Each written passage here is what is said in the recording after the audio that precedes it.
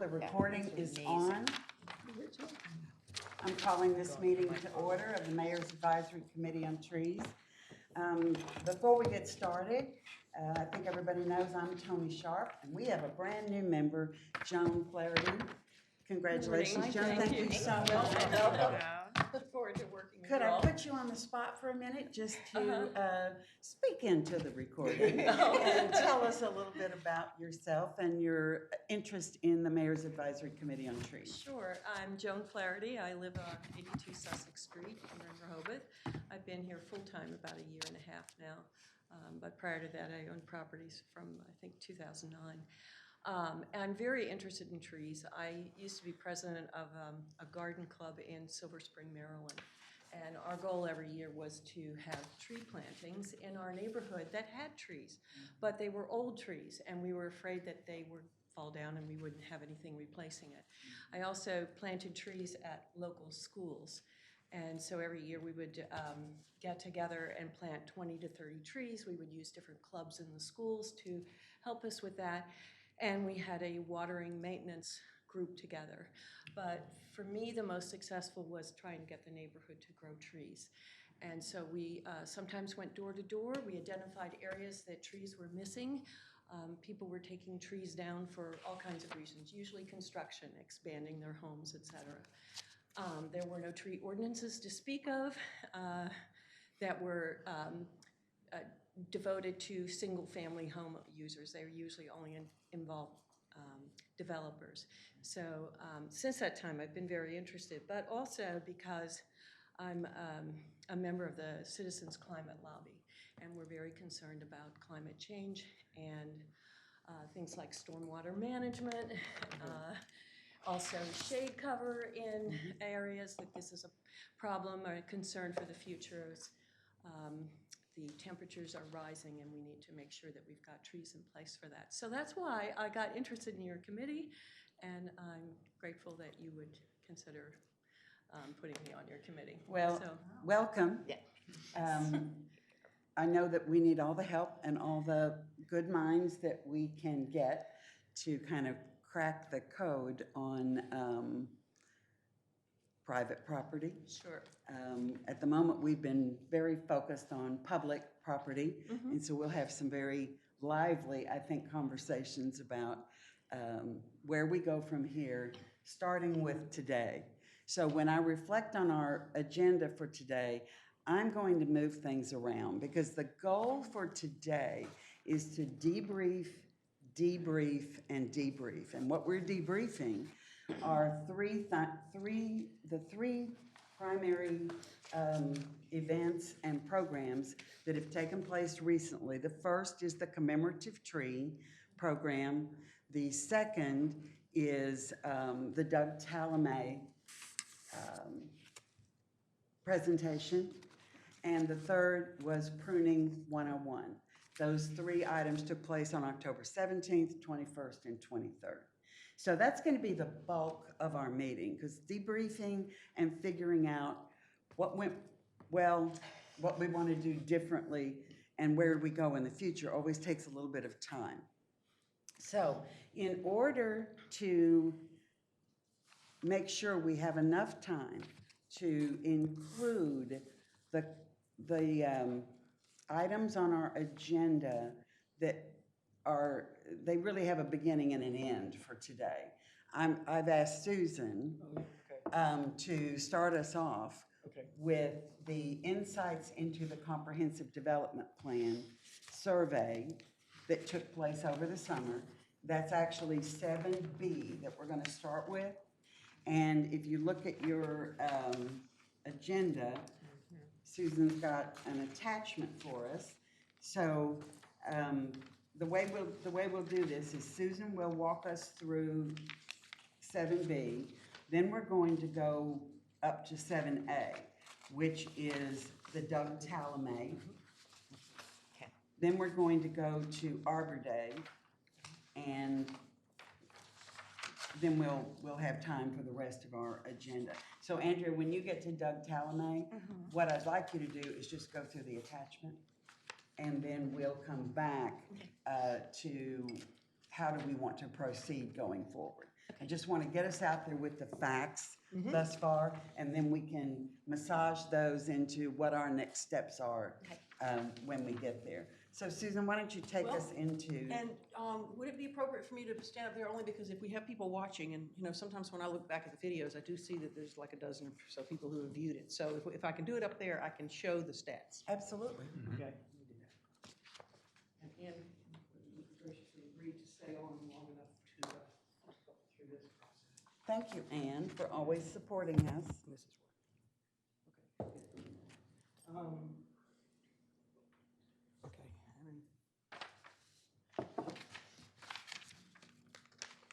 What I'm going to do is I spaced them out so it's like each one separate. What I did was, Susan, talk into the microphone. yeah, I know. Okay, hold on. Actually, just why don't you just go back slightly on that. Get the whole thing. I don't know, I'm assuming everybody here took the survey, I hope so, and it was quite long. It was, the community one was 45 or something questions, and it took an average of 27 minutes to complete. That's the bad news. The good news is that 668 people maybe didn't complete it. And in fact, I have the numbers on here of the people who responded to each question, and in some cases it was 500 and something. But nevertheless, 668 people completed some portion of the survey, and that's really great feedback for a community our size, I think. And in addition to that, another 350 or some odd completed the visitor survey, and another 68 completed the business survey. The only one I had time to go through and extract information relative to trees was the community one. That was one I wanted to look at first anyway. And there are a number, well, in addition to the responses to the questions that are done here by percentage, there are a number of write-in comments. I did not copy those out because there were a lot of them. But both on individual questions as well as at the end, there was an open-ended question at the end about the biggest challenges that Rehoboth faces. 459 people took the time to write in responses, which I think is an incredible showing. And sprinkled throughout all of the written comments are also notes about trees. Some people said they were frustrated with the current tree ordinance, that it needed to be redone, but others said we need to focus on the canopy, or trees are why I come here. So it was a variety, but much more positive than negative. So to go through, and just in general, I would say in the entire survey, in general, anything in environmental, air quality, trees, natural environment scored extremely well. So the first question relating to trees was the general one about what makes a residential community appealing. And, in a way, this is an odd question because it was generic. It wasn't saying what makes this community appealing. It was saying, in general, what do you think makes a residential community appealing? And as you can see, 84% of people said that trees were either extremely or very appealing. And interestingly, even though that's the fourth named item up there, I think it ties in very well to the other four. Because I don't know, first of all, sidewalks allow for street trees. Attractive landscaping usually includes trees. And I'm not sure we'd be as pedestrian friendly if we weren't shady. So I think they all go together a little bit there. So the next one is on the level of importance for various natural and environmental issues. And again, there, parks and city forests came in at 93%, but also the quality and quantity of water resources and the air quality are directly related to trees, even though the word tree isn't used in that question. It's a direct correlation. And it goes to show really what people really care about here. And not that that's a surprise, but it's nice to have it validated.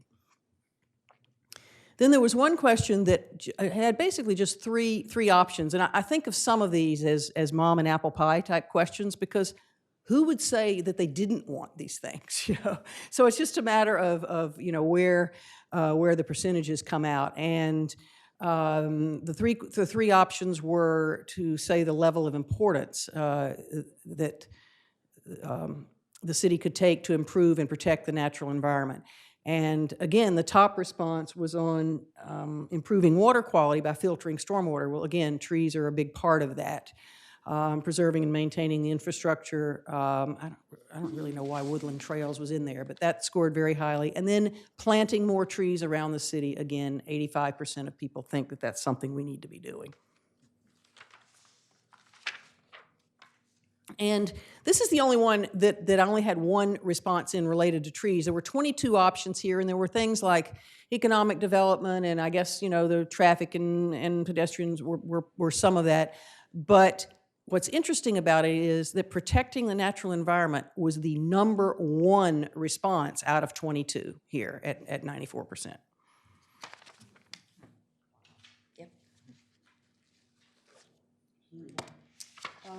Question 38. There were 11 choices on this one. How strongly do you agree with the following statements? And no surprise that the shoreline character was the first one, but again, you've got quality of water resources, protection of natural resources, and interestingly, and this is why it was great that I was doing this after hearing the Doug Talamay lecture, areas important to wildlife habitats should be preserved at 93%. So I think there's a lot of sort of overlap there between our mission and other related missions, especially as it pertains to wildlife. And we'll get into that when we talk about the debrief of the Talamay lecture. And this one was, how important are the following objectives to be used in guiding future growth and development? And there were 12 options, and 78% of the people believed we should maintain and enhance the tree canopy as part of our future growth and development plans. And environmental pollution being the number one issue for important, obviously, is also related to trees. And the last one, do you believe the following need more attention in the city of Rehoboth Beach? And again, environmental quality and air pollution came out as the number one issue. Natural features, stormwater runoff, parks and rec. So again, all related to trees and all scoring very highly. So I think that that's a good way for us to validate that we're doing work that people value and want us to move forward. Susan, I have a quick, it's just an observation, and I'm kind of curious what everybody else thinks, really. On question 24, sheet 24, the third one, I think you just said who wouldn't want to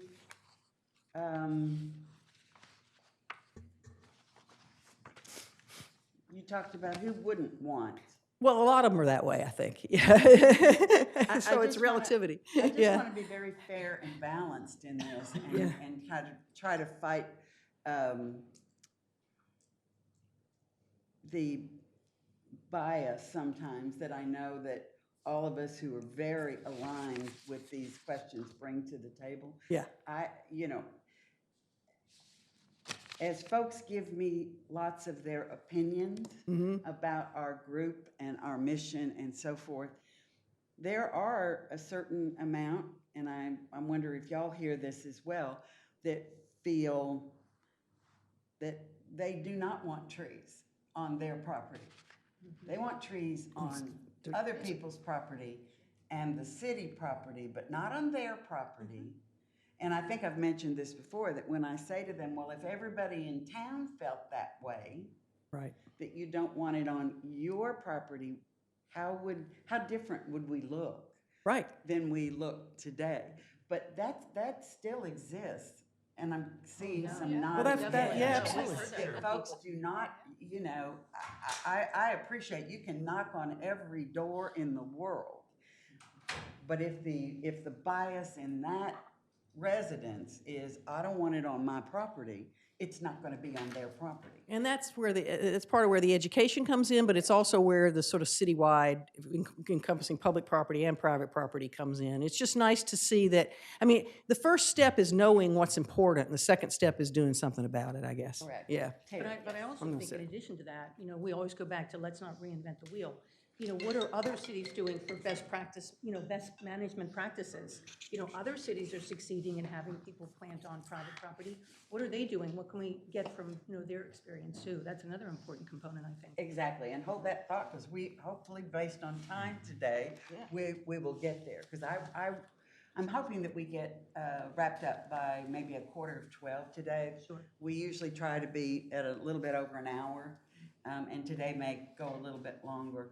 But thank you, Susan, for kind of giving us some insight into that survey. And I don't think there's anything really surprising in here. It's really a validation. Yeah, which is really great. I'm surprised at how high these numbers are. Good, Okay. good. I mean, I am. And the record will show that Catherine Downs has joined us, so all members are here with the exception of Monkey Market today. And what's great about how high they are is it's not just the percentage, but it's percentage of this large total. Yeah, right. And the relativity. I mean, the one thing I didn't have in here, because I was focusing in on trees, is some of the other some of the other elements, might be 40% or 50%, but natural environment and trees kind of rose above that, as does water quality and related issues. Yeah, people are very, very concerned about that, and that's why we're all here. Excellent. Okay. There was one other thing I noticed, though, that when they asked the question, what should the city of Rehoboth Beach, what kind of steps should they take to become a green practice leader? And I thought that was interesting that there was a lot of strong approval for becoming a leader in green practices. And I was really proud of Rehoboth for doing that. Well, then it really fits into the commissioner's approval for trees to be on equal standing with all other facets of infrastructure projects. Yes. So that was really, I think that's a testament to the initial work that we did, that, and now that we continue to have two of our current commissioners working with us, we'll continue to focus that that commitment is there, and all that has to be done is living up to it. Right. Yeah. Okay, so Andrea, can you take us through the debrief of the Talamay lecture that took place on Monday, October 21st? Yes. And we have a handout on it. Yes. And that, thank you, Susan. This is Susan's work here. Thank you, Susan. Yes, thank you, Yeah, Susan. I wanted to I thought some of what he said was just golden, so I wanted to capture Yes, it. no, it was, first of all, I want to say we filled this room, which Yeah, is standing room incredible, only. incredible. And thank you, Joan, because you were the person who said, when I asked, what shall we do, who should we have? Doug Talamay was your first choice. Wonderful. So thank you, and also to Sturgis and her husband, of course, for facilitating that. We filled the room, and I think that was very, very exciting. One thing that I think we have to raise is that as I walked around and talked to people, there were a lot of people here from Lewis and many more than I think came from Rehoboth, and that is something that we really need to do something about. And I think it's education, it's outreach. What I think I focused on first and foremost, and I thought it was a great, great lecture, and I would very much like for us to shop around. I'd like to show his lecture to as many groups as we possibly can, because So Andrea, in the short run, can you focus on what did you really feel were the biggest Yes. highlights and takeaways Yes. from his substance? for me, what he said about our 1 square mile being one shared landscape, and that what all of us do in our yards makes a difference.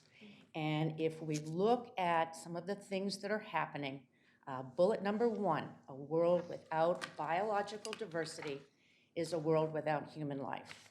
To go down through some of these things, 1 million species of wildlife face extinction. Breeding birds, 3 billion fewer. The main point that I think is critical for us is the future of conservation is on private land. And I guess in thinking about this, I would like to put out as a discussion, thinking about changing, basically modifying our mission statement under goals and objectives to think about adding a focus on native species as well as increasing biodiversity throughout the city with a special, and this is not going to be prescriptive, but with a special emphasis on private property. And this is not to give up our tree focus. It's basically to think holistically about the yard, the tree, and what surrounds the tree. And I think one of the benefits of doing this would be, we've had a difficult sell trying to get people to plant trees on their property. If we begin to try and educate people using shrubs, using flowers, bushes, if we can get people to think about native species with those things, then we can move in a little bit later and suggest, how about a tree? I try to do that in my work that I do for people, and it does work in a sense. I mean, in my design work, I try to use as many native plants as I possibly can, and people seem to be receptive to that, even if they're not trees. And then it's easier to get people to transition into a small native tree, like an amelanchier or a Magnolia virginiana, or like some of the oxydendrums and things like that, than it is to just say, well, we're going to plant like this oak that gets to be 50 feet tall in the middle of your yard. I mean, it's definitely an easier sell where, I might even, phase a project where I would do, the landscape would start out with native plantings more around the house and out a little bit further, but then I say, and then we can come back and put in some trees later on. And people tend to be receptive to that. I mean, if they say, well, we want hydrangeas. Well, that's okay. We can put a lot of hydrangeas in here too, assuming we don't have a bunch of hurt deer. But anyway, it does work. So, without trying to spend our time at this moment on what do we do next, Andrea's put on the table the need to go back and discuss our mission that's in our mission statement, which at the very, very highest level of that statement, the short version is promoting programs and policies that enhance the tree canopy. We call out the tree canopy for current and future generations, at the very 200,000 foot level. So how about we hold that for a minute? Andrea, is there anything else that you wanted to highlight in all these bullet points? I mean, it's a very quick read here of what he was talking about, and I think some of the things you shared with me is what a strong speaker he was, held everybody's attention. And Elise, did you want to jump in? Oh, I thought his slides were terrific. And I think they really need to be on the city website. I mean, we need to get that whole presentation on the website.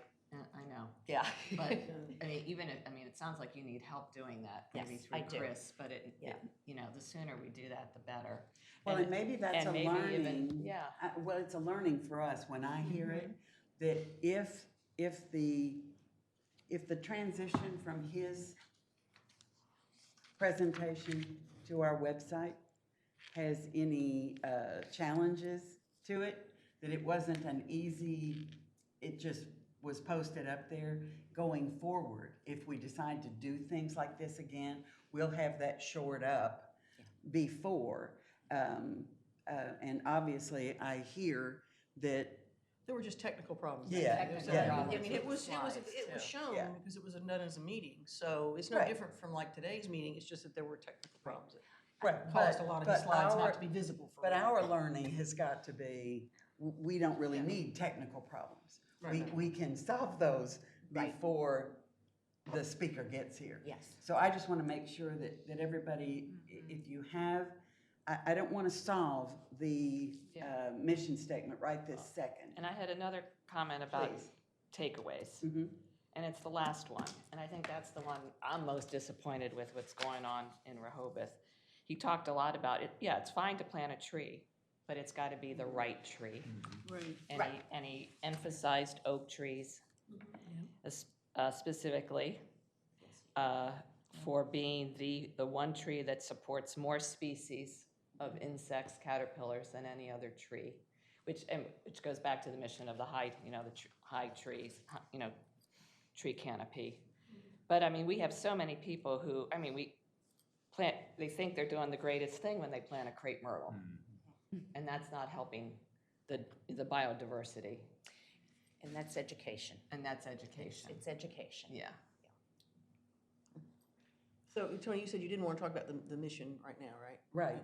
But I will, I actually got this up because I thought we were going to, so I'll just point out one thing, which is, I We're think going to talk about it as soon as we just get through this Right. presentation. it's like we have the shortest one of all of them, because I think we did that thing where, the mission statement is one statement. Yes. But all the other committees have kind of gone beyond that, so I think we have room, let's put it that way.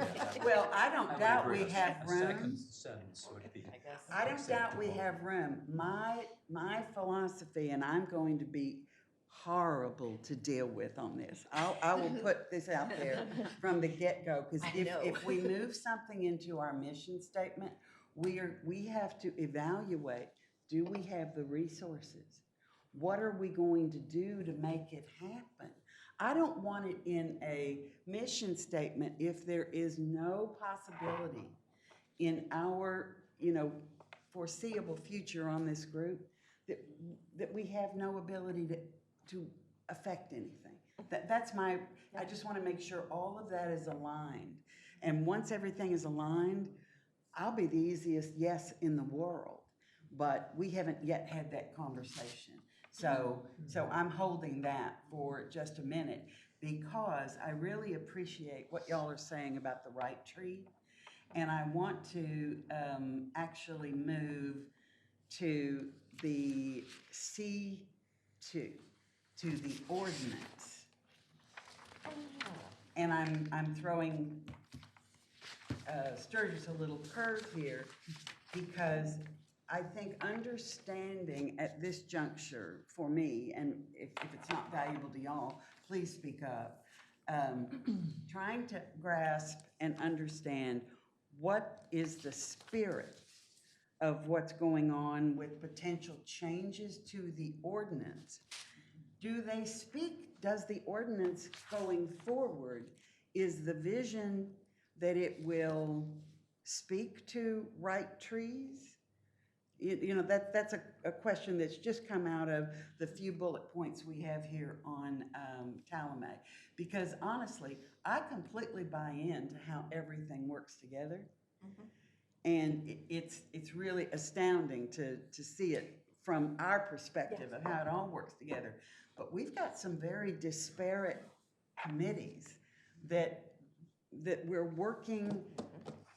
I don't know yet if we've all merged into the collective holistic view. Now, maybe other things will help with that, like the CDP and so forth and so on. But I want Sturgis to give us a little bit of insight as we talk about right trees and holistic view, what her take is, since she is on the Law Oversight Committee, what's going on with the ordinance, if I could ask you to do that. You certainly may. And I'll hush while you do Yeah, that. I don't know how much you all have sort of followed sort of the process. Some of you have, some of you haven't, but the process up until maybe a month ago was you take the existing ordinance and kind of go through it with a fine-tooth comb and try to change it, alter it, sort of get rid of some of the things that were perceived as problems, either because they were too complicated, or they were too onerous, or they failed to protect trees, or, I mean, there was a number of issues that were being brought to bear on that process. And about a month ago, at our month ago meeting, one of the folks on the committee who has, I think, a wonderful skill of sort of consolidating language, came up with a suggestion for a phrase to sort of capture in a nutshell what we were trying to do or get us started. So we are currently working from a different framework. We're working with a 3-page document. Now, if you compare that to what exists currently, it's 17 pages, I believe, in the same format. And it simplifies things considerably.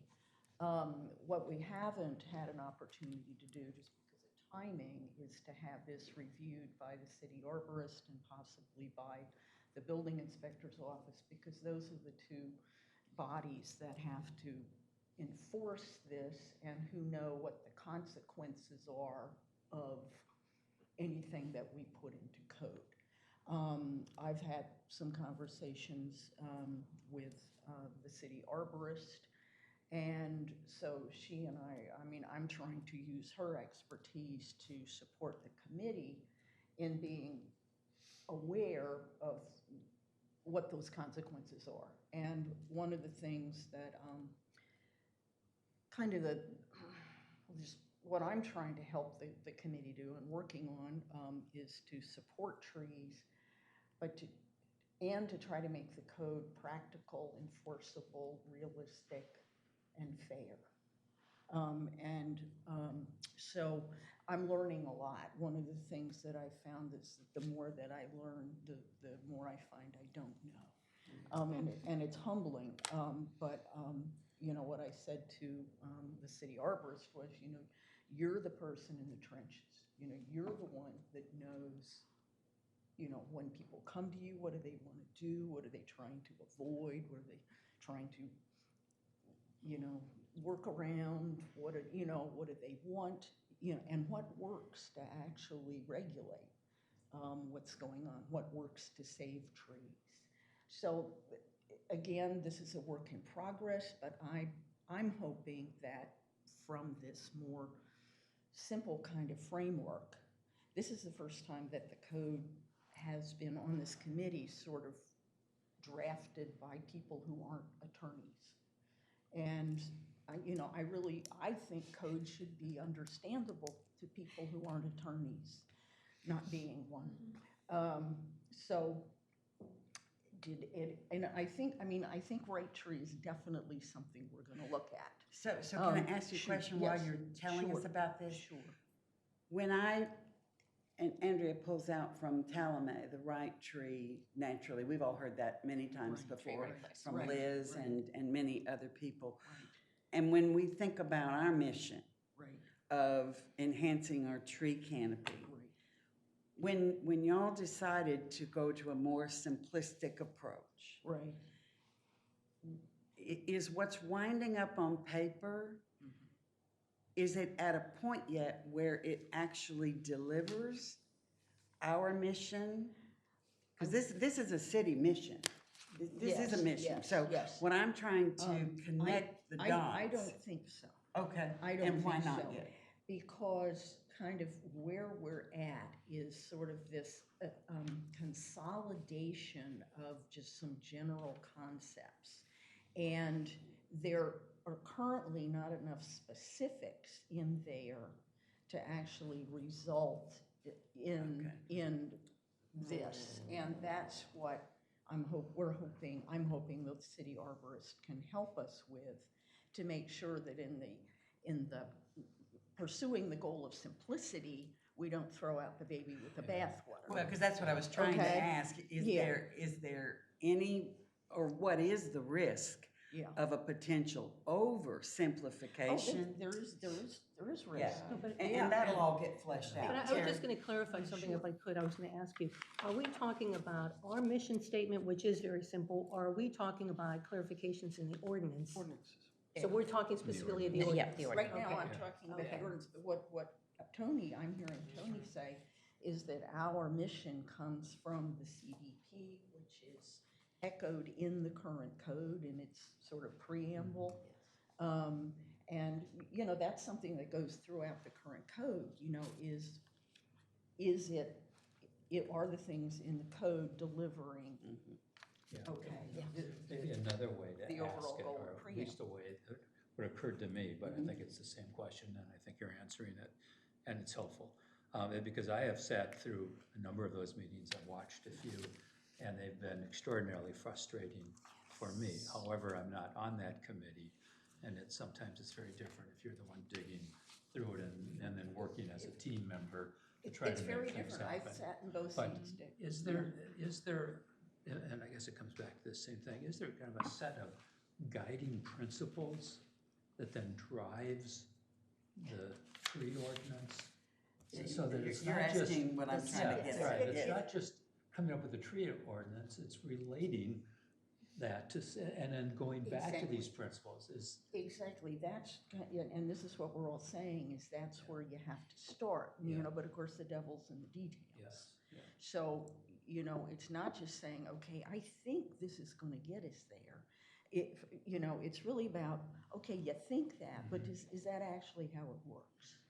And, you know, that's what, I don't see any reason for any of us or the city to have an ordinance that isn't, that we can't enforce. It doesn't actually describe what's going on the ground, you know, and that doesn't satisfy the goal. Yeah, right, You that know, doesn't get us to. just doesn't get us, you know, to the goal. Yeah. Will it be something that when people say, all right, I want to cut down this tree that's going to be in the way, what do I do? You know, or I've just done this remodel of my home. I mean, because I get this question all the time. What do I need to put in? So it would be really, really helpful for the general public to be able to know exactly what they have to do.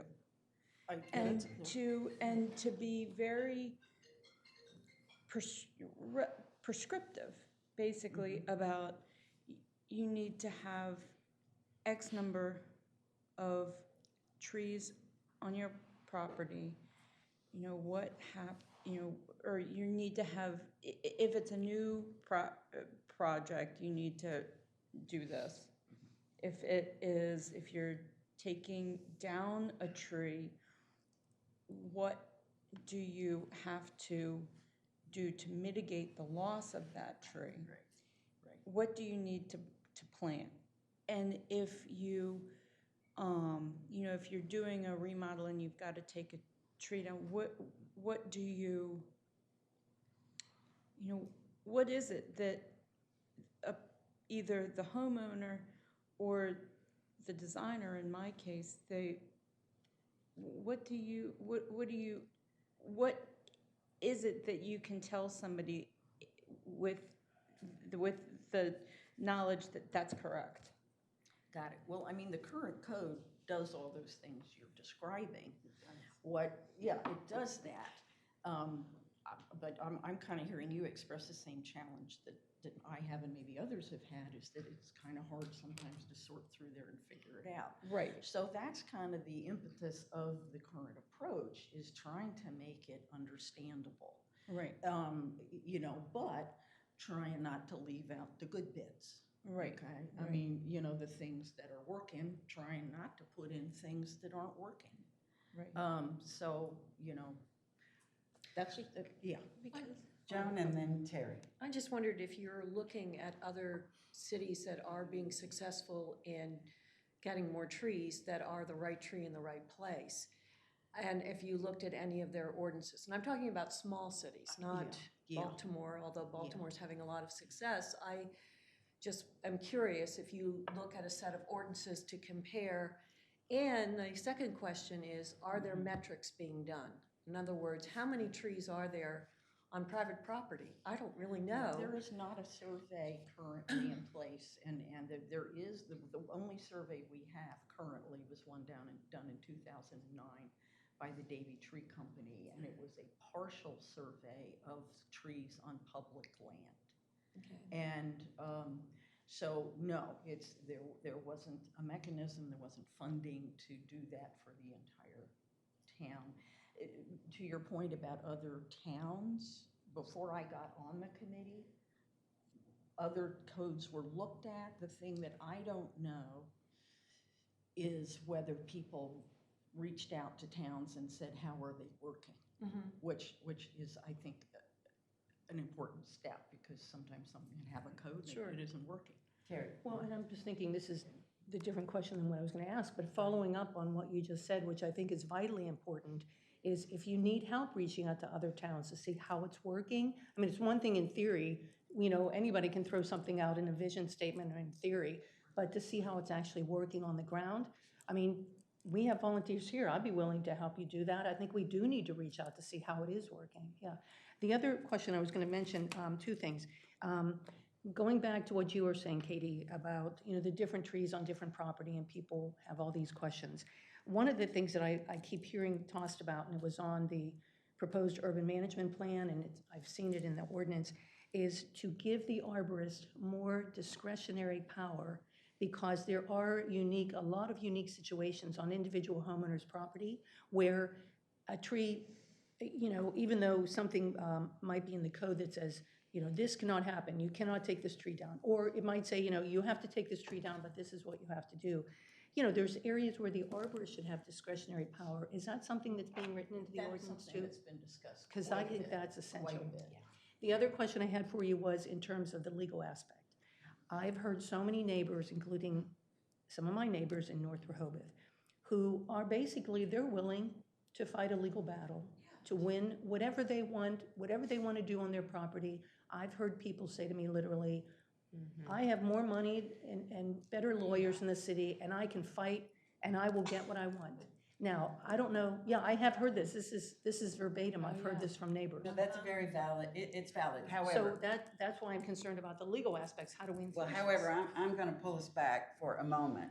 That, one of the things that's really good, and I'm so pleased about it, is that Sturgis, from the moment there was a discussion that she would also be a member of the law oversight, I thought that was a great cross-fertilization of what goes on in here and what goes on from the legislative perspective. All law oversight is, it's legislative. So to Catherine's point, you put things in legislation that the commissioners will eventually vote up or down that are the requirements. Now, if those requirements, i.e. the current code, are difficult for people to understand that code and the practical application of that code, that's where education on that's already being done, because there is the resource of Liz and quite a few brochures and so forth.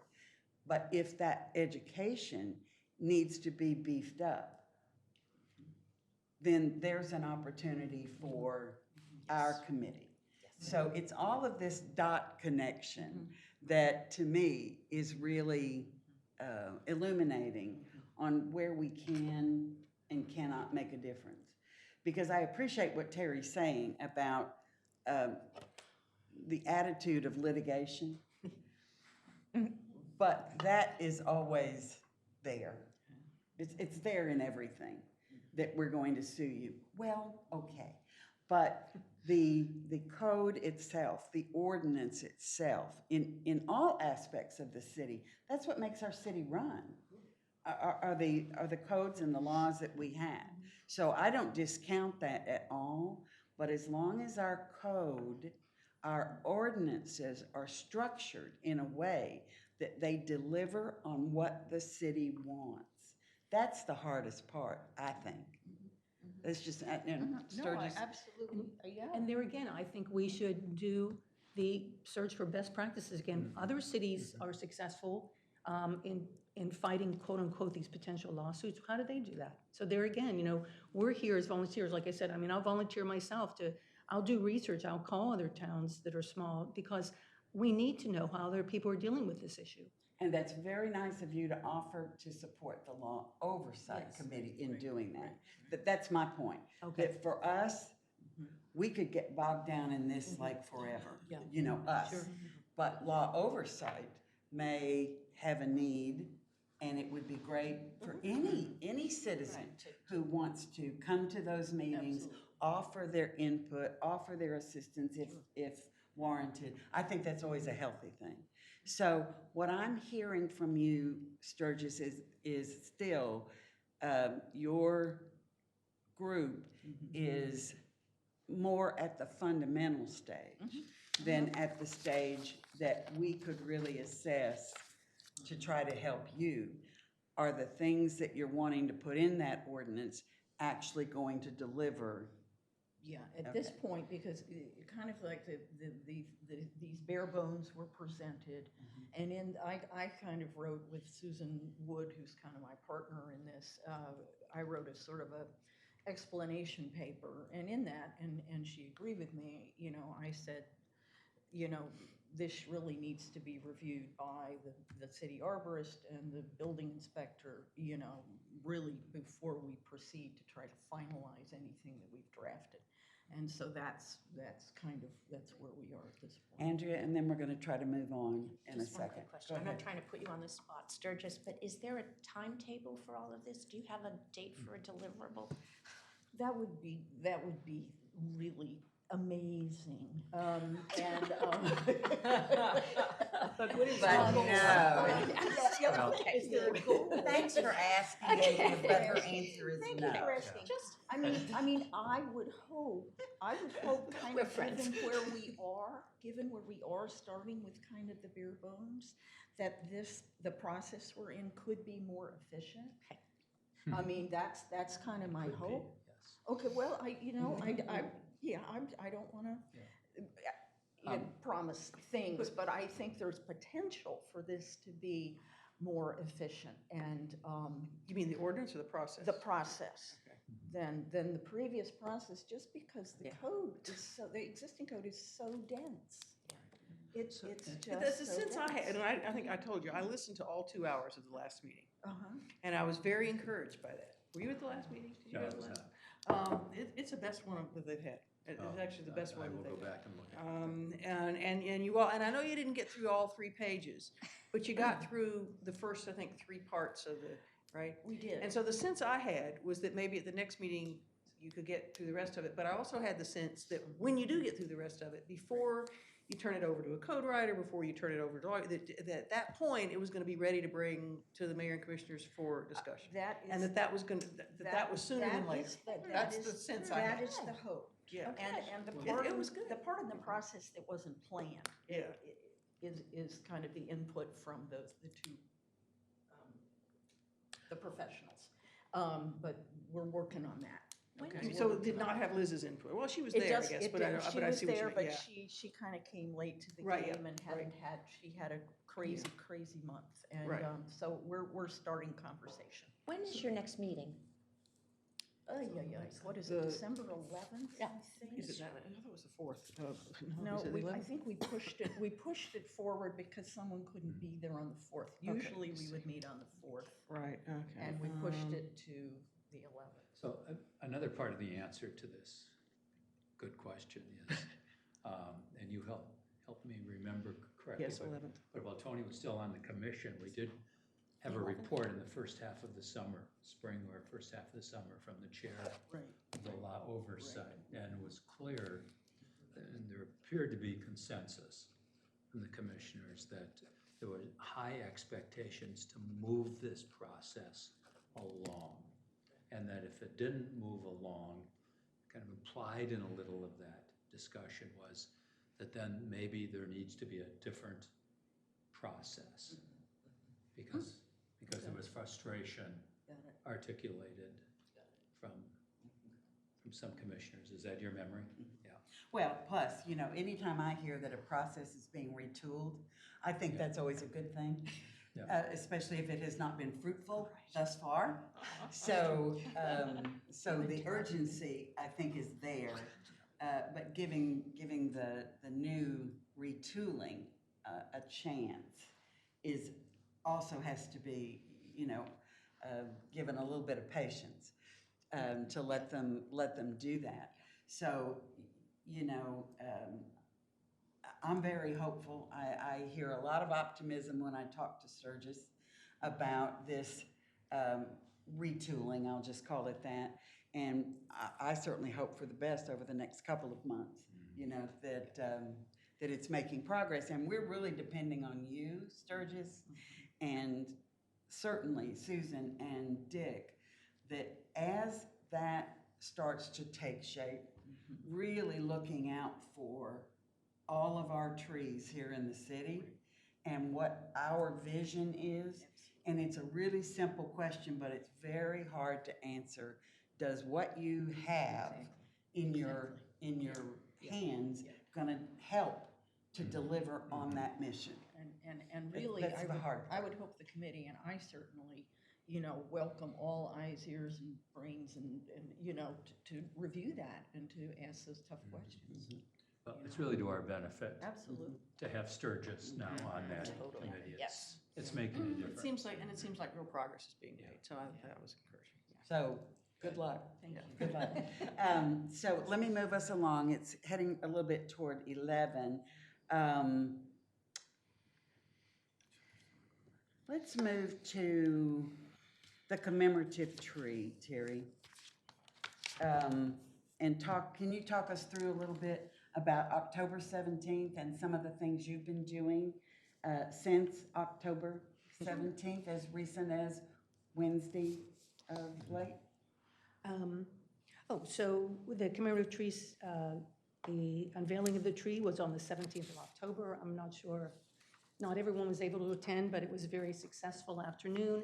It was called the Afternoon of Art by the city, and it was involved three different things: the commemorative tree presentation, and the presentation of the exterior mural on City Hall, which is absolutely beautiful, and then the art display by the Coastal Camera Club.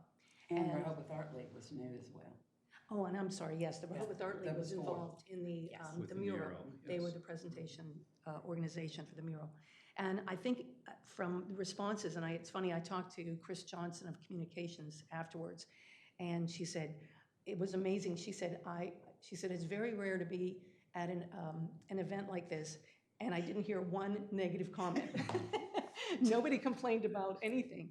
They loved everything. They loved the better tree. not at that kind of event. Wow. Well, So- and can I interrupt you just very rudely for a minute?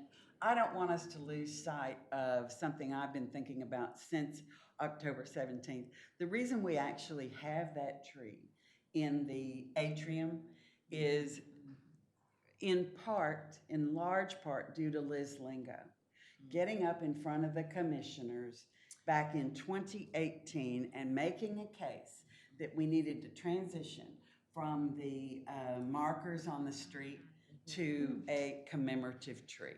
So as I've told Liz, you know, I want to give credit where credit is due and not to at all, you know, diminish the activity of this committee to actually get it implemented so that it's now real and people can make their contributions. So I don't want Liz to get lost in the shuffle since she is not able to be here with us today because another city meeting took precedent over her being here today. And I thoroughly understand that those things happen in an organization. So I didn't want us to forget that No.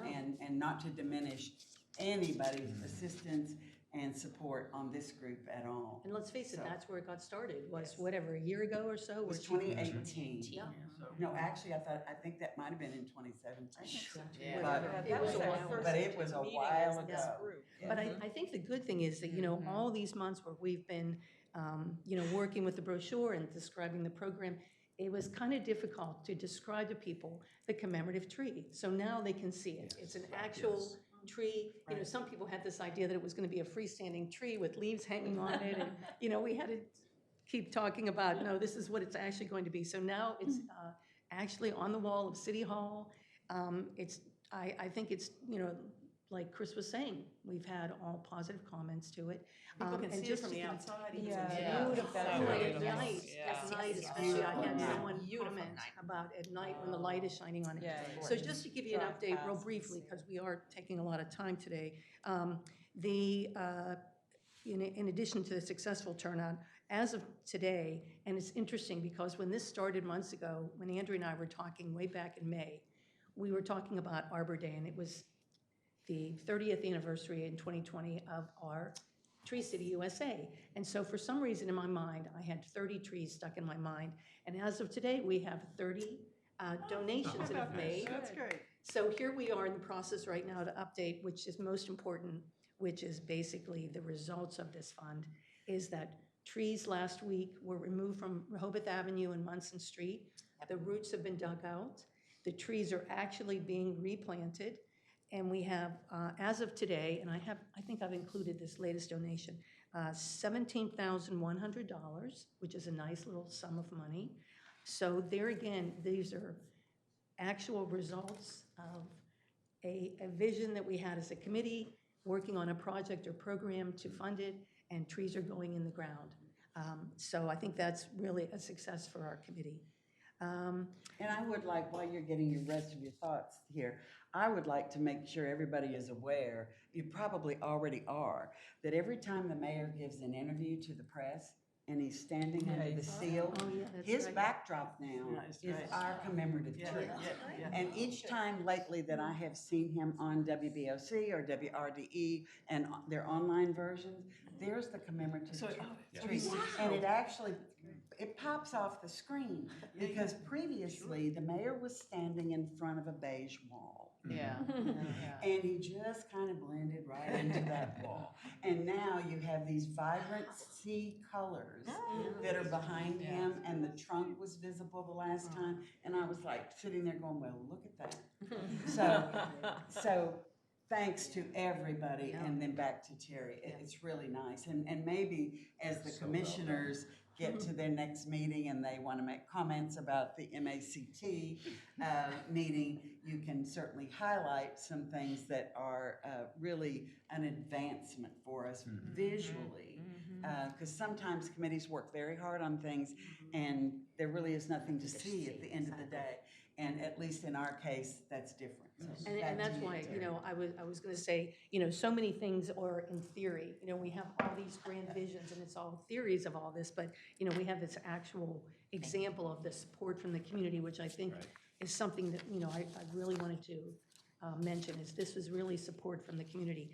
The other thing you know, just like any project we work on, as far as thinking about improvements, what we could do going forward, one thing I would recommend, and a couple things. In regards to our website, I think now that we have the tree, and now that we have a brochure, and now that we know what the actual engraved leaves look like, I think on our website we should update that so that when you click on the tree icon, when you go to City of Rehoboth and click on the tree, we should have a photo now of the tree and the leaves, so that people can, it's there and they can see it. Because previously, people would call and say, well, what is this tree all about? So that's one thing. Really good point. And then I also think, and this is just goes from, I think, what's happening with all of these events that we're talking about, all these plans and seminars and projects, I think on that website, we also should have kind of an ongoing update to summarize what our committee's working on, because now we can say, look, you know, October 17th, we did this, October 21st,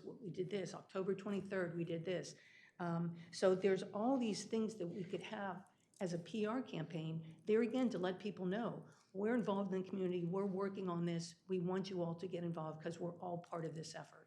So that's two things I wanted to just mention as far as updating the website. That's a good idea about the picture, because this, Yeah, Yeah. and so now we can. Right, that's great, yeah. Yeah, right. people can say, That would be this is really the good. commemorative tree. Yes. And Terry, what have you been doing lately to enhance this public relations? Please share. Well, you know, it's funny. Oh, yeah, I heard that. I was thinking about this. I am not, most people don't know, but Tony knows this, I am not a morning person.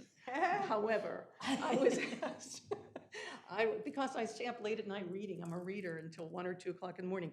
But anyway, we were asked to go on 99.1, the local radio station, to talk about for 10 or 15 minutes about what the Mayor's Advisory Committee is doing and this whole thing about the commemorative tree. And it's funny because when I arrived at the station, I asked Patricia, who is the lovely receptionist there, she's delightful. I said, you know, how did you even hear about us? And she said, well, I follow local events and I heard about the commemorative tree and I wanted to find out about that. So there again, I think it's important that we update information on our website.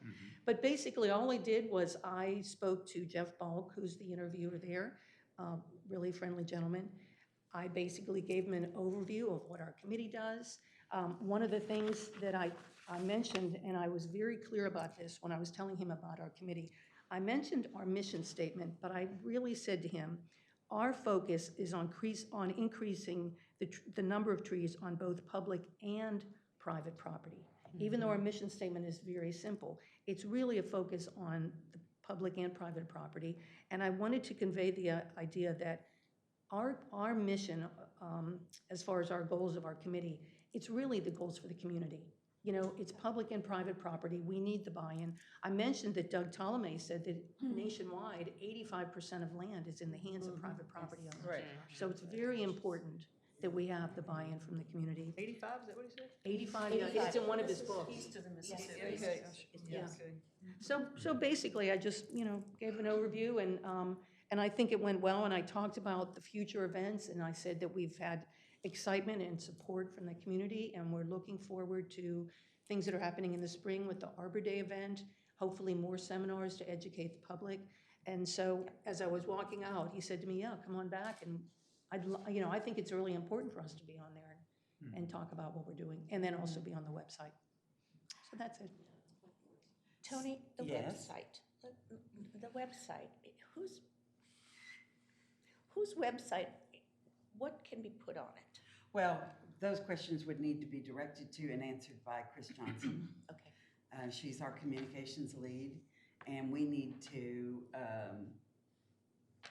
I think what I'm going to do, listening to y'all about this, I'm gonna make an initial inquiry to Chris of what's the bandwidth that we've Yes. got for resources.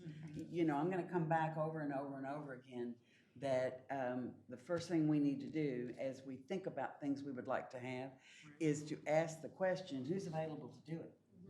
So, and is it in the purview, of that particular person? We've got one arborist, we've got one communications person. So I think it's very fair to start with, okay, is this a discussion that we can honestly have with an expectation that we want to put more information out there? So I will do that. There's a lot of good information there. I mean, Yeah. there's the FAQs. I think Liz probably wrote a lot of this. She did. And there's the tree survey that was done a couple years ago. So, yeah, Yeah. 2018, actually, last year. So there's good information there. Yeah. But I think it's important for people to know all these different events too. Oh, 'Cause yeah, it yeah, really, yeah. I think that we really need to keep updating it. And I think, Joan, you mentioned that at one of the meetings when you came here. I think that was really, Because I looked for it. yeah, and I think that's great. That was great. On the tree committee, I look to see, I'm a metrics nut, and so I always look to see, well, okay, there's all this tree money potentially available, and how many trees are gonna be planted, or whatever. So I look for that. Yeah, well. And I think other people do too, I suspect, because some folks wrote into the, I think it was the Cape Gazette, that they were upset when they saw some trees come down, but there wasn't this Right. explanation, and there wasn't, well, this is what the city's doing to try to mitigate that. And if that awful thing, the next door. Yeah, Rehoboth. there's something on there about the There's trees. been People write in, like, about, well, I need to take this tree down and blah, blah, blah, blah, blah, and I've got to plant 9 million half-inch caliper trees on my property. Where are, 9 million trees gonna go? And it's just ridiculous stuff. Tony, I was going to ask a question too, going back to It would be publicity on nice the to have website, the PR. Something to. It's so important. Okay, wait a minute, we're gonna have one conversation. Terry? No, I was just going to say, going back to the importance of getting, really pushing the information out there so that people see there are actionable results from our committee. The other thing is, and I think I mentioned this to you before we talked about this holistic view, we need to get out on the like for right now, if someone enjoys writing, let's write an article for the Cape Gazette and talk about what we've just done. Because all of a sudden now, in the last 3 weeks, we've had all these events. We've been on the radio, we've had the Commemorative Tree, we had the Doug Talame, we have the pruning workshop. So I'm kind of open-ended question here, but if somebody on the committee could write an article for the Cape Gazette and say, hey, look, this is what's going on right now. Well, Or another not public. to give you any more to do, Terry, but, I think, given the summary of what Chris Johnson pulled together for you for the radio, and then the way you've put that together, I mean, you have it already there, more or less. But wait a minute. Where Chris is going to be helpful to us is to level set for us and talk about when we start talking about public relations, which is a very specific term and skill. And we think we want to publish that on behalf of a city committee. You're not dealing here with just a private company. There is a long-standing, I believe, practice here in the city.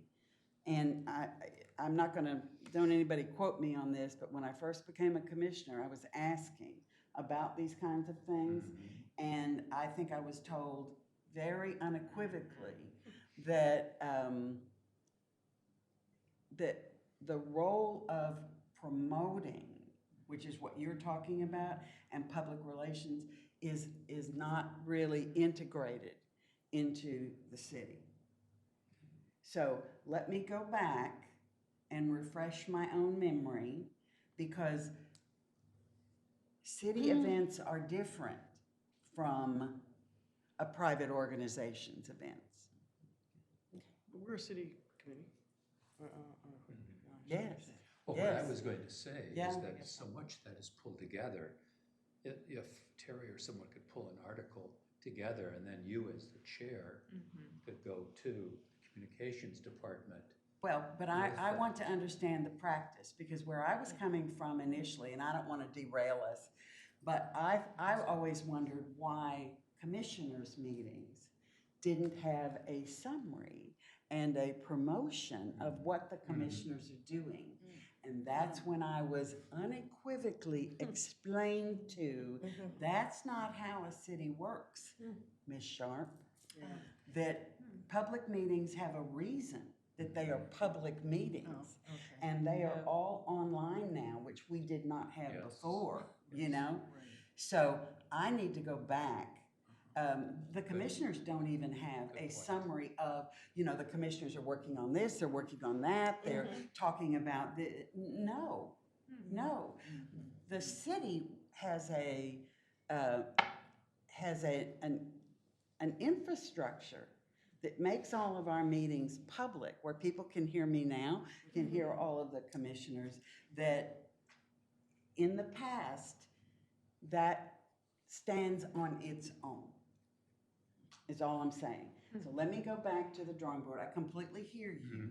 And I know you wouldn't have to recreate the wheel much because it's already created. But that particular role is not one that we currently, meaning the city of Rehoboth Beach, supports. I was just thinking real briefly, to complete kind of a circle, I was thinking of in terms of, for example, the Commemorative Tree Program, we raised funds from the community. People had a lot of different questions. Some, and I think all of them were legitimate questions. But in order for someone, I think it would be great if we could update the website as far as the Commemorative Tree program and where the funds are what they're going for. Because it started with us asking companies and individuals for funds. They asked us what the funds were going toward. They gave us money. Now we have the Commemorative Tree. We have their engraved leaves, which show who gave, a different amount, or not a different amount, but on different levels. I think to close that whole loop is on the website, just on the website alone, on the city website, if we can say, this is what's going on, that will answer people's questions, and that kind of closes the whole loop of, had the money, this is where it went, and this is where it's going. I think it might be very helpful to have an FAQ, frequently asked questions, on there about the Commemorative Tree Exactly. program. Yeah, and the broader discussion about a public relations campaign, that's a little bit different Yes. than a frequently asked question. But I think, Wait a minute, wait. I think Elise? what's really important, though, I think you were getting there, Terry, is we need to tell them trees are being planted. Yes. Yeah. And where they're where. And where? Well, but trees are And- not being planted by the Mayor's Advisory Committee on Trees. The trees are being planted. But can we say the funds are going towards the planting of the I think trees? so. No, No. because our funds are all holistic. They're all intermingled. They're all holistic for the city, is my understanding. I thought they were But going these funds, That's No, where, not these. that's These where I funds changed. are- Remember the tree, we're going to planting trees. these are earmarked, You're not- They're donated marked for planting funds. trees on I public thought, property. I didn't think it was for maintenance. One way City of New York handled some of this stuff about money coming in and showing the public what they were doing was they just put a map on their website. and you Okay, could let me click go on back. The whole where the tree was reason, planted. the whole reason that we're Right. trying No, I to. know it's not a specific Wait, tree. wait. Time out. Our transition from that concept, Right. Joan, of individual this and that is a holistic view of the trees. Yeah. All I am saying is that the funding that we currently have for trees is certainly part of funding the overall, and Dick used this word at our last meeting, the holistic approach to our planting. I do not believe we can say that those particular funds, and I'll check this. If I'm wrong, I will tell you in a New York heartbeat. But I don't think we can tie those funds to the current planting plan on Rehoboth Avenue. Okay, well, would you like to take the lead on this then? Well, no, it's not that. What I'm saying is, I mean, know I there's hear a you. difference All I'm- between all a I'm- specific tree and a specific planting. All I'm saying is, I think there needs to be a Okay, clarification yeah, I on think so this. too. What do you? Because it's not productive to, Yeah, and it's come up Here. before. It This has. isn't the first It has. time we've had this discussion. well, and I will point everybody that if you've gotten a thank you note from the mayor, look at the last sentence of it. Okay, yeah, what does it Look say? at the last Okay. sentence of it. I did not bring mine with me today, but it talks about, for the purpose of planting trees. Yeah. It is not specific, Right. it's the specific yeah, word, no. which is what we wanted to get away from that program administratively. Yeah. But I think agree. people- so I think we're all Same saying thing. the same thing. Yeah, but saying the in same thing in different ways. ways. Yeah. Right, right. Yeah, You so know- I hear you, Tony. In terms of your point about publicity, though, once the trees are planted on Rehoboth Avenue and on Munson Street, then then we write something for the Gazette, or Chris does, that says, we've replanted Gazette, and we but have these wonderful trees, and we take a nice picture of it, and that's, And if the Gazette were to find that that is newsworthy, yeah, that would be Yeah. great. yeah, But the Gazette makes that decision. correct, Yeah, correct, but, I mean, not that we couldn't plant that, right. Or we yeah. could send Chris, here's a picture, and, The city can issue a press yeah, release. and they could issue Sure, a press whatever. release, because I If think the that's city worth it. deems, I Yes. guess the nuance that I'm trying to say here is, we don't give instruction to city Yeah. employees. We can ask, we can make sure we're doing things within the guidelines of the city. And I don't know that we've tested that, because the whole idea here was to get some successes under our belt, which was October 17th, 21st, 23rd. Now, I view all three of those as successes. And now we just haven't worked out what's next and who's gonna do what, and if it's within the purview of the way the city wants to handle. I mean, it's a partnership. So I always think in a partnership, you have to go have a dialogue. So, We're not, I don't think we're disagreeing with that. okay. I think it would be important to have something that, I would think it would be important for the city, because there's been a lot that's been written about the trees coming down on Rehoboth Avenue, and the trees on Munson Street, and, it just seems to me like that would be an important thing for the city to highlight, like, oh, we have solved your problem. And that's in the paper today. It is. Yeah, Yes, there's it is. there's a little, they set it aside, insert. a little color picture of little insert. Rehoboth Avenue showing actually the trunk of a tree, but basically saying they're coming out, and then these are going in, and there's the types that are going in. Which is why an after photo would be. Yeah, it would be, I it'd be think it nice. would be. And by this, what I'm hearing Tony say about the city has its processes that will handle it, the public relations. At the same time, we also can't, our own committee, submit an article to the paper, right? We should not be. Right, yeah, okay, that's what I thought, yeah. That's the nuance I'm trying to explain Yeah. about. Oh, no. A city committee does not do its own No. self-promotion. That if we're not, we only exist because of the Right. city. Right. Yeah, I'm kind of hearing, Tony, sort of a difference between education and self-promotion. Oh, there's a huge A difference huge between difference. those two So things. I think there's And lots public of area relations. for us to tell people what we're doing You know, in our fo- education. People really do use the terms interchangeably, but when you start using the term public relations, that is a bit foreign to municipalities, Yes, especially yes, this one. Yeah. You know?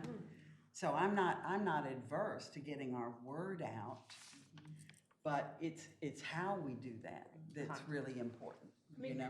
Could we not that I certainly want to be the one that would do it, but, Don't bring it up if you're not gonna be the one. But I can say, Catherine. Okay. No, I'm just Katie, kidding. you're the head of this new one. to do a presentation of what we've been working on, as it gets to a point where we've got something else to, But a presentation to whom?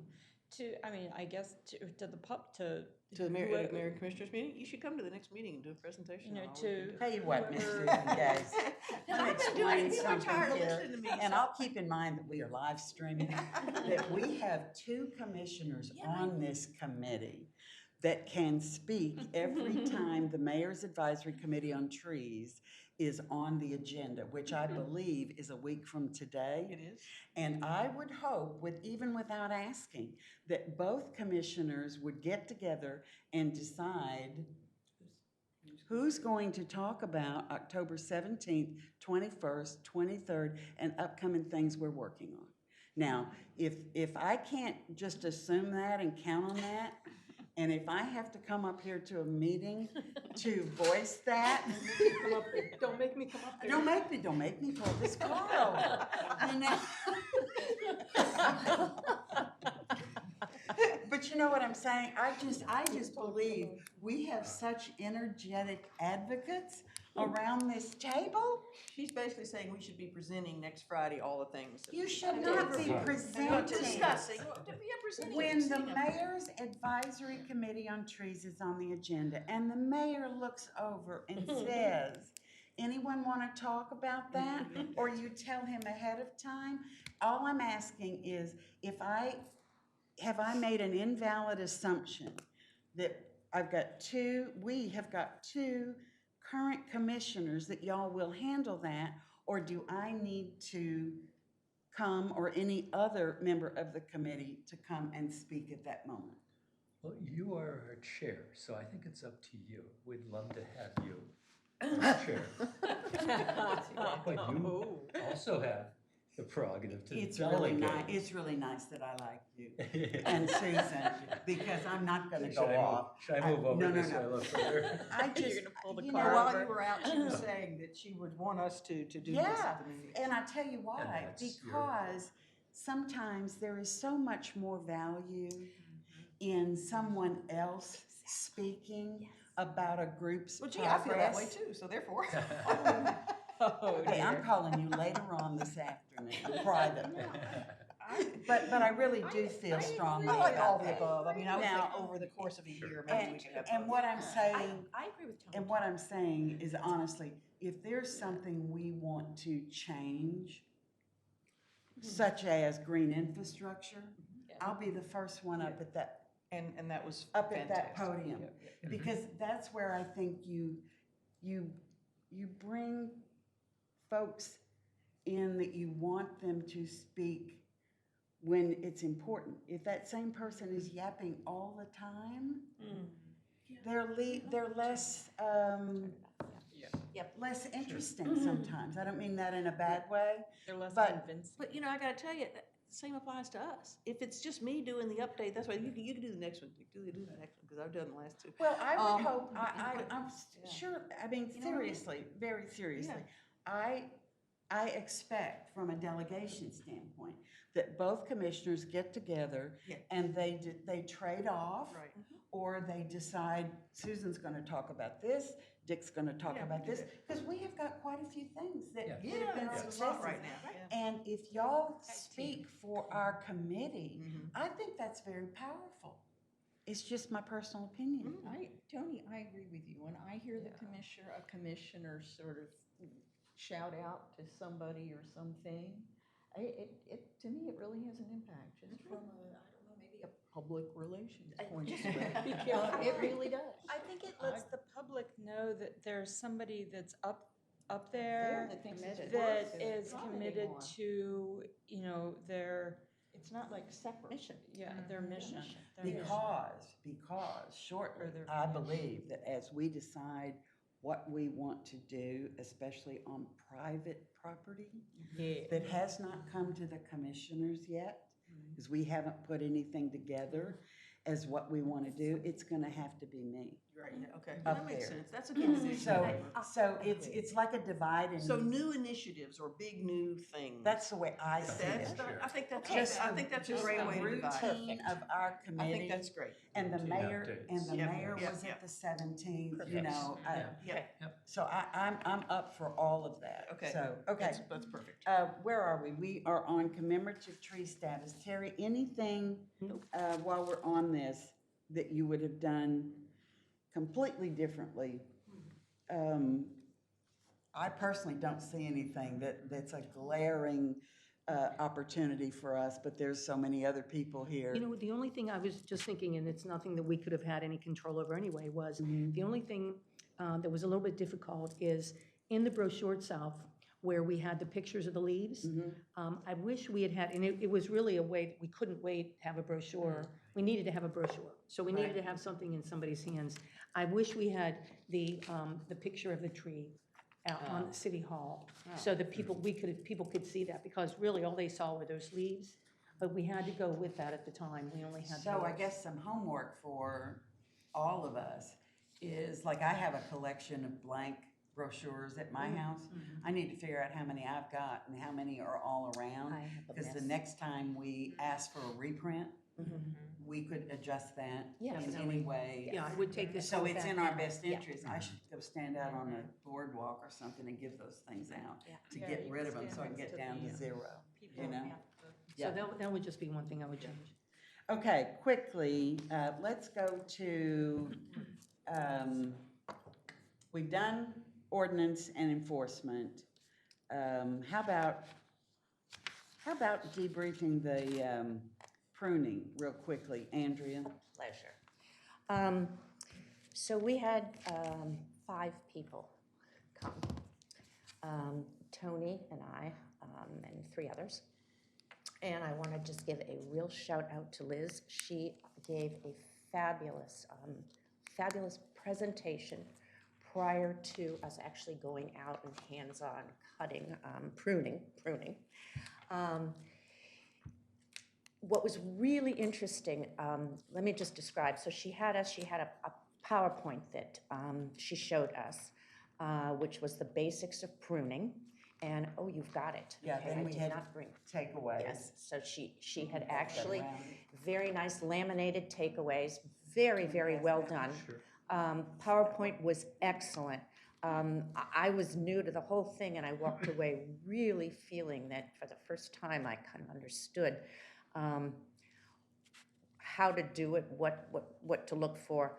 But then she took us out into City Hall, and we pruned.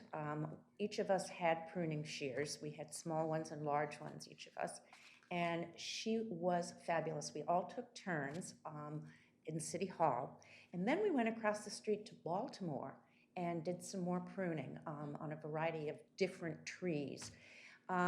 She was excellent. And the 3 people, one of whom signed up at the Talamay lecture, the other 2 actually saw something on the website. So that's how everybody came to be there. The 3 people, as we were walking back, said, you know, this has been really, really helpful, but most people have larger trees and are hiring people to do the pruning of trees. We would like to come back and learn how to prune bushes. So there was a clear call, and I think that Liz has agreed to do that. So we will set up, I'm still going to call it Pruning 101, okay, just in case people, I'm not going to call it 102, but we'll call it 101. But we will set that up for some time in, I think probably April, early April. Well, and I think what was so nice about that particular event was the people who showed up were in town Rehoboth, Yes, everybody. Okay. yes, all of them. Unlike the Talamay Yes, thank you, yes, absolutely. lecture, which is, Talamay, I'm not criticizing the Talamay lecture, but I think Andrea has already said it would be great to get more in-town folks engaged, and maybe getting them into some live activities might be, Yeah, this was might really be helpful hands-on. for them. And it is good to see that Liz has access to all kinds of education that she can tap and give folks a little takeaway. So that was it was very She was nice patient. event. That's a real strength of Liz's. Yeah. Is the way she is congenial and interacts and commands what she's doing, because she knows what she's doing. So that was a very good event. Yes. So Andrea, I know we've talked about this before on our committee, that as you think about when and when we kind of pull together, do we have more things we want to do in the spring? Because we're going to talk about Arbor Day in just a second Yes. here. We have to be cognizant. We have one arborist. So city staff time, we have to figure out, because, you know, it just so happens we had our latest 3 events within 6 working days of each other. So that was a little challenging, but I give all credit to everybody on MACT who was helping, as well as the city staff that made room to do these kinds of things and support it. So, I think that I have a couple of speakers that I'm thinking about for the spring. I also think that we should do the green tent early on in the season at the farmer's market when you have locals, more locals. do you want to talk real quickly to this group about whether or not they have any strong feelings one way or the other about the green tent and about your proposal that it draws so many more locals earlier on in the season? Who did it? Who? yeah, go We ahead. did it Susan once. and I did. It was but May, in the- right? Was it one in May and then one in October? Well, maybe? the one I went to was the one in May, and was it Okay. the first week? were you there like the first week? I remember it was an unusually cold day. It was Well, it And there were opens. not a lot of locals, which No, surprised me. Yeah, Really surprised Wait a me. minute, just to level set, the market opens the first Tuesday in May. Okay, maybe it wasn't the first, but it was that month, it was sometime in May. Yeah. And I was surprised that it was not Yeah, more we- locals, frankly. That's interesting, Yeah. because I mean, I've worked at. And maybe Kirk. that was a fluke that day because of the weather. I Yeah. don't know. Yeah. I think it was it might have been, because I've worked that since the market started, and that's Yeah. generally, again, it has to be a nice day. Right, yeah, yeah. You know, And it so that was- it definitely has to be a nice day. Yeah. But, I mean, my thought is, if we go forward with, I guess what I heard is that not many people came by, that did you have? No, I mean, not many people came by, and the ones that did, most were from out of town. I mean, Okay. again, it was really. But it was, handful of I'm people gonna at a assume it time. was a fluke, because first of all, if there's four Tuesdays in May that are possibilities, so there's bound to be some good days Yeah. and some Yeah. good Yeah. looking Just people. gotta So be And- there. you've done a lot more than we've done, so Yeah. your experience. Well, yeah, and we'll schedule it maybe Yeah. mid-May or something like that is what, but I was thinking, I think you need props when you do something like Right, that. yeah. I've watched that table and, you know, when people come in and have animals or pets or, you know, flowers, whatever. I could bring my dogs. You need something. Well, we can't exactly have a tree, is part of the problem.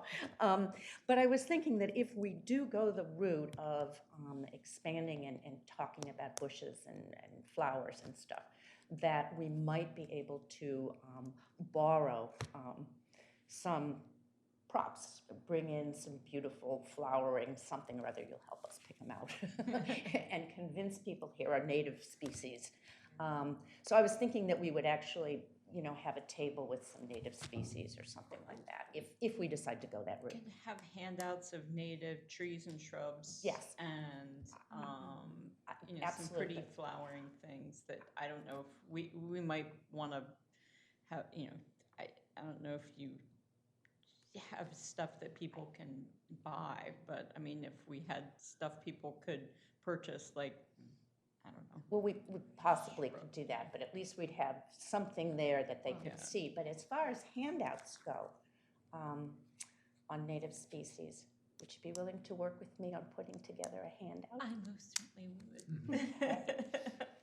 Now, this is Well- again assuming, you know, if we all decide that that's what we're doing. I Well, the process, that if we decide that we want to participate a couple times, either May and October or whatever the frequency is at the Green Tent at the farmer's market, once again, if that becomes a new initiative, if it rises to the level where we feel like all the commissioners, they need to be aware at a minimum, which Susan and Dick could handle from an awareness standpoint. But if both of our commissioners say, you know, we might want to give them a little bit more than just an awareness, maybe they need to approve it, I don't know. Because I was wondering, Terry, if MACT were going to be at the Green Tent. Right. Is that an opportunity, and I don't know if that's too much information, to not only have, you know, the species, And but have the commemorative tree. Yeah. absolutely. You know, with the brochures Oh, yeah. and so forth. I don't want people to be confused, but at the same time, you hate to miss them Oh, no, of course, yeah. if they're gonna be there. Can I Oh, just no, tell we you need- something? we need I to sat Probably there already and I doing did it. I know you're probably already doing it, which I really don't want that. I mean, it'd be great to But have that's a photo of the tree. You could show, we could bring the pretty colored leaves, the clear, the non-printed leaves, you know, or printed, you know, whatever, like, Yeah. show them what they look like. Are you thinking we would just do one that month? I mean, I forgot how it works. It rotates different You can come- organizations? Yeah, Can I do mean, all of we them. have trouble, well, we don't have trouble, but we invite people and I'm sure there's a slot or two. Okay, good, all right. Okay. So that seems like, is there consensus with Andrea to move forward with the concept of the Green Tent? Yes. I don't hear any dissenting voices on that. Does that include the idea of the biodiversity and the? I think The it has to, mission because I think station. your point on having things for people to learn or Yes. to Okay. become more informed. Right. You don't want to lose that opportunity. The only caution that we'd have to figure out is if you want to go so far as to sell anything. No, Yeah, I mean, I'm hearing you, Andrea, say that you're seeing this as an endorsement of changing, of expanding the mission. correct. And is that? And that's what I'm trying to get to. Oh. Well, then no, because we haven't had that conversation yet. Okay. About Thank you, expanding our thank you. mission. That's Okay, just what I I was heard trying, that that's piece. what I. So we'll just leave that holding out there, because it sounds like a very, very good idea. We just need to talk a little bit more, which we've got about This is not 15 until minutes. next May, so there Right. hopefully Right. will be Give you I this mean, brochure. opportunity When I between talk now to and then. neighbors about native plants, Yeah, most Okay, people, wait. most people are very Lisa's got eager, the floor. eager to learn about native Good. plants and want to figure out how to place them in their landscapes. The number one question I get is source of native plants. Where do you go to find them? Yeah. And so I think what would be good is in the spring, now usually it happens before May, but maybe in this area, there are sales, native plant sales, specific to native plants. Inland Bays does one. Instead of selling items, we just get a list Right. of sources Love it. and sales going on. I think some of them are Around, probably in April, but maybe that's something we can talk about putting on our website there are too. ones over in Maryland, like I think around Tuckahoe, I think around Tuckahoe. I don't know, I have to look at it again, but one of the places that's not too far away, Pickering Creek, I think maybe, but they have native plant sales and they have them throughout the growing season, but they have them I think- like specific weekends or something. Yeah, good. I mean, that's what we need to find out. Okay, so we're gonna keep working on this. Yes, everybody seems to be very supportive, and we'll leave it for the moment. Okay.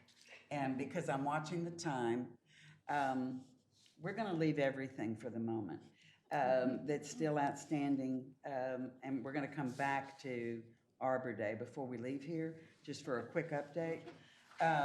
But let's go back to this concept about private property. I'm hearing a lot about private property.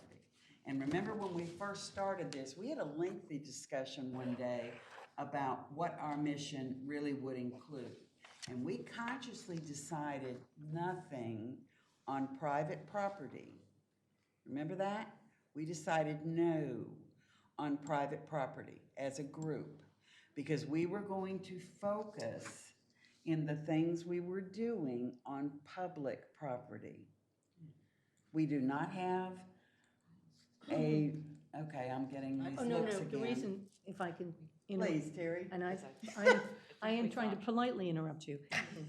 From notes that I had, I thought it wasn't that we were not going to focus, it was that first we would focus on trees on public property, then we would see how that went and how the responses from the community, and then possibly go into the private property aspect of it. Well, that's a much more eloquent way to say it, I think, than I did, and I give you props for that, I really do. Okay. Because where I'm trying to go is, do we believe we have accomplished what we wanted to, or gotten started with things as we wanted them to be on public property in order to start branching, I love that, branching off into private property?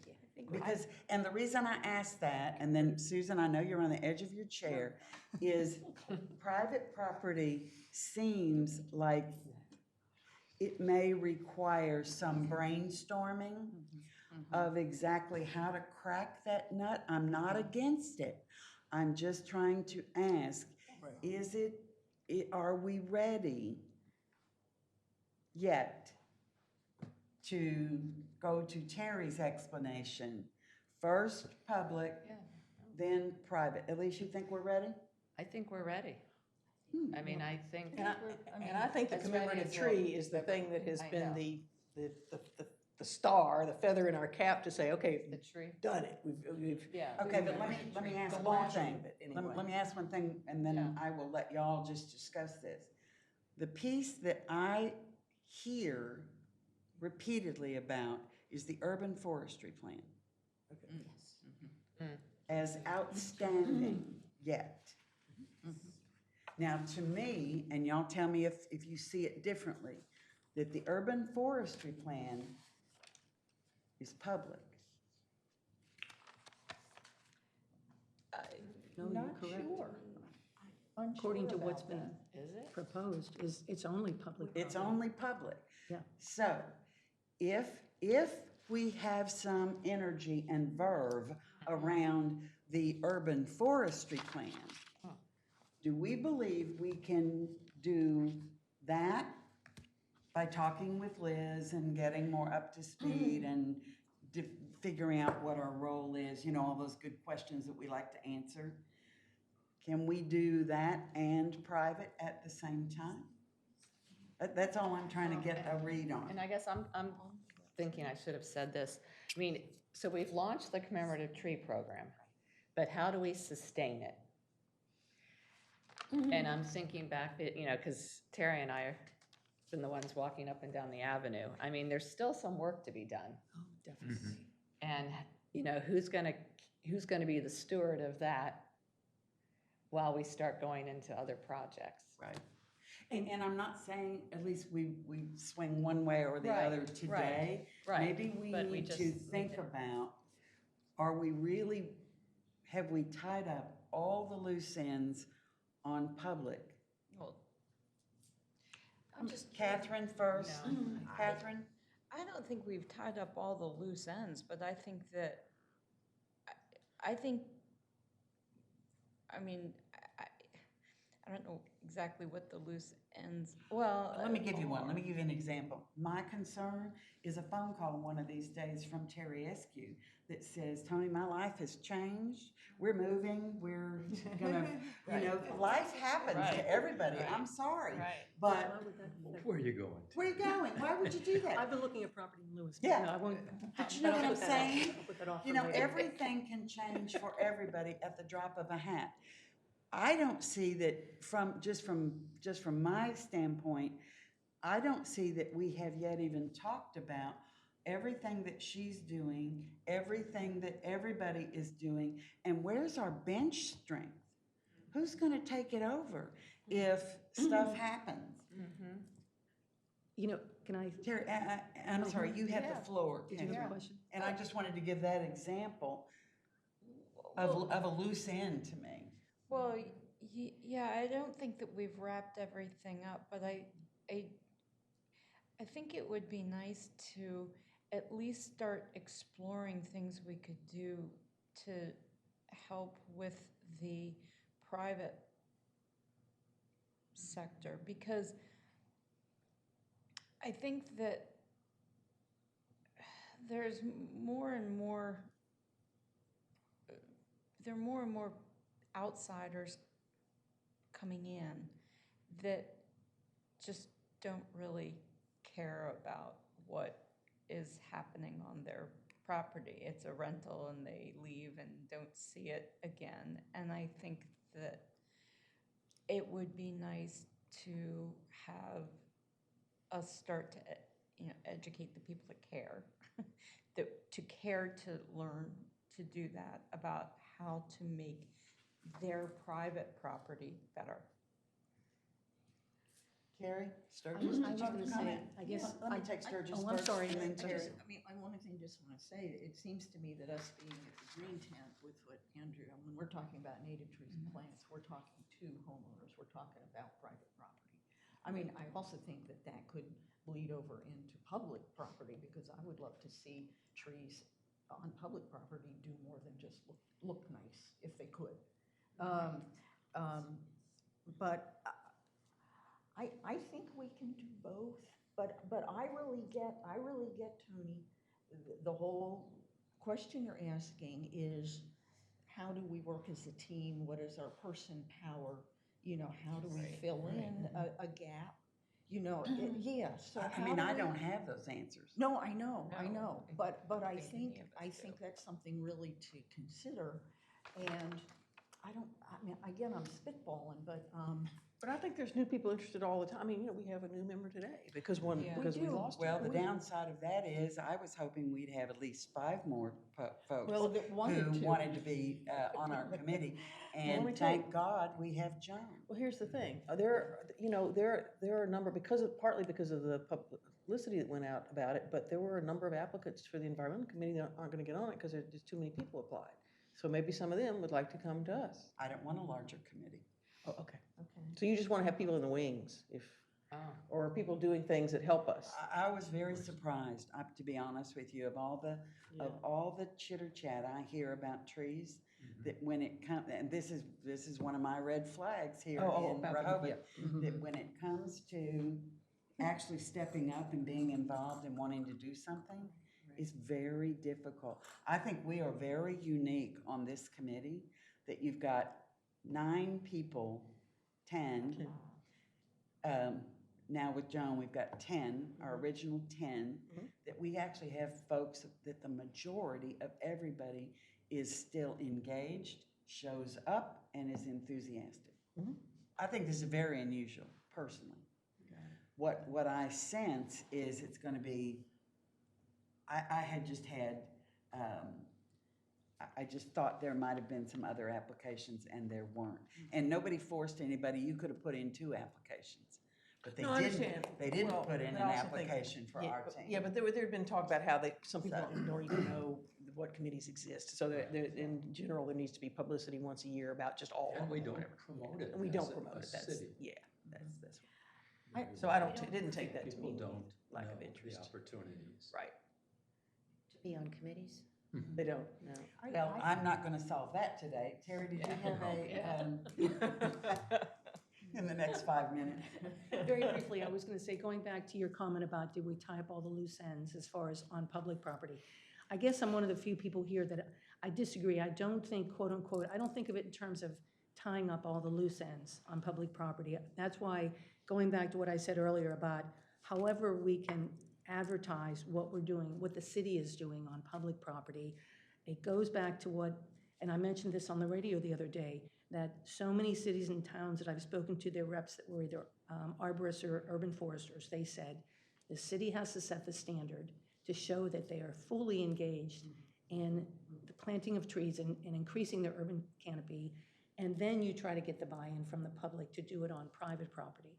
And personally, I think we've made a great start with all these things that we've had going on, but I don't think we've quote-unquote tied up the loose ends yet.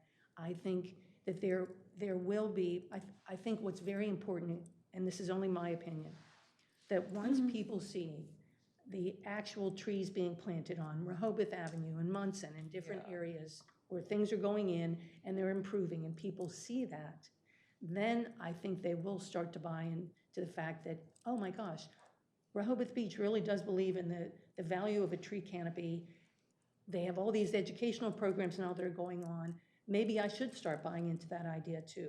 So as far as I'm concerned, I think we need a little bit more of the visual, whatever it is, the visuals of what the city is committed to before we can ask individuals to be committed to it too. So that's just my opinion. Well, that's interesting. That's good to hear at this juncture Yeah, as well. That's really- Okay, we've got Tony, can I 10 just say- minutes, certainly. Yeah, but when you said, is it all wrapped up?